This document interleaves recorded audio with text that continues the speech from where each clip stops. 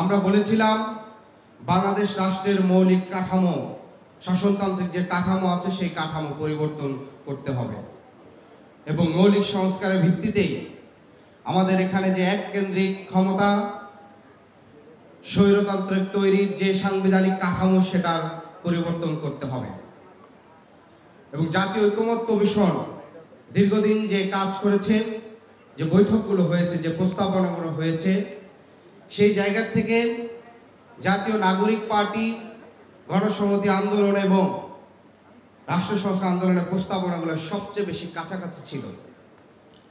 আমরা দেখেছি আমাদের যে পুরনো এস্টাবলিশমেন্ট যে দলগুলো আছে, বিশেষ করে জাতীয়তাবাদী দল এবং জামাত ইসলাম, এই দুই দলের গণনার বাহিরে যারা একটা পরিবর্তনকামী রাজনীতি করতে চাচ্ছিল তাদেরকে ঠেলে কখনো জামাত এনসিপি কিংবা অন্য দলগুলোকে বিএনপির দিকে ঠেলে দিত, কখনো বিএনপি হচ্ছে এনসিপিকে পারলে জামাতের সাথে ট্যাগায়িত করে আলাদাভাবে করাচ্ছ।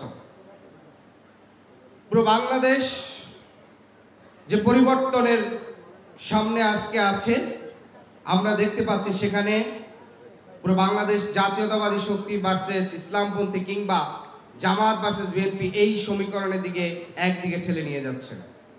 আমরা কখনো যে সংস্কারপন্থী লাস্ট 10-15 বছরে যে রাজনৈতিক দলগুলো এখানকার পরিবর্তনকামী রাজনীতির কথা বলছে, বিশেষ করে 2014 সালের একতরফা নির্বাচনের পরে বিদ্যমান রাজনৈতিক দলগুলো যখন এই জাতির আশা ভরসা থেকে নিরাশ হচ্ছিল, আপনারা দেখবেন 14 সালের পরে প্রত্যেকটি বৃহত্তর আন্দোলন কোনো রাজনৈতিক দলের নেতৃত্বে তখন সংগঠিত হতে পারেনি।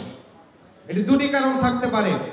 একটি হচ্ছে শাসকের অধিক বেশি নিপীড়ন, আবার একই সাথে বিদ্যমান রাজনৈতিক দলগুলো জনগণের আকাঙ্ক্ষার কথা, জনগণের ভাষা, জনগণের আকাঙ্ক্ষার সেই প্রস্তাব বাস্তবায়িত হতে পারেনি।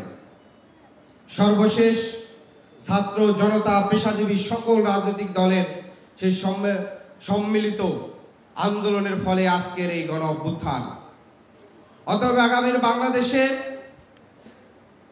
আমাদের বিদ্যমান রাজনৈতিক দলগুলোকে আহ্বান জানাবো, যেহেতু আপনারা এখানে দীর্ঘ 30 বছর 40 বছর যে রাজনৈতিক একটি কাঠামোর মধ্যে করেছেন, হয়তো নতুন সেই কাঠামো ভেঙে নতুন খোলসে বেরিয়ে আসার সেই জায়গায় হয়তো আপনাদের কিছুটা জড়তা কাজ করছে, কিন্তু আমরা বলবো বাংলাদেশ যে পরিবর্তনকামীর পথে এগিয়ে যাচ্ছে সেই জায়গায় এগিয়ে নিতে হলে আপনাদেরও এই নতুন পজিটিভ পরিবর্তনকে ইতিবাচকভাবে দেখতে হবে। আমাদের এখানকার বিদ্যমান যে নির্বাচন পদ্ধতি আছে সে পদ্ধতিতে আমরা দেখি এখানে পেশি শক্তি, কালো টাকা, ক্ষমতার ঢাপট, প্রশাসনকে দলীয়করণ করে ক্ষমতায় মসনদে বসার এক মহোৎসব শুরু হয়। সেই জায়গাটি পরিবর্তন করতে হবে আমাদেরকে। এখানকার সৎ, দক্ষ এবং পরিবর্তনকামী নেতৃত্বকে সামনের দিনে উঠিয়ে আনতে হবে।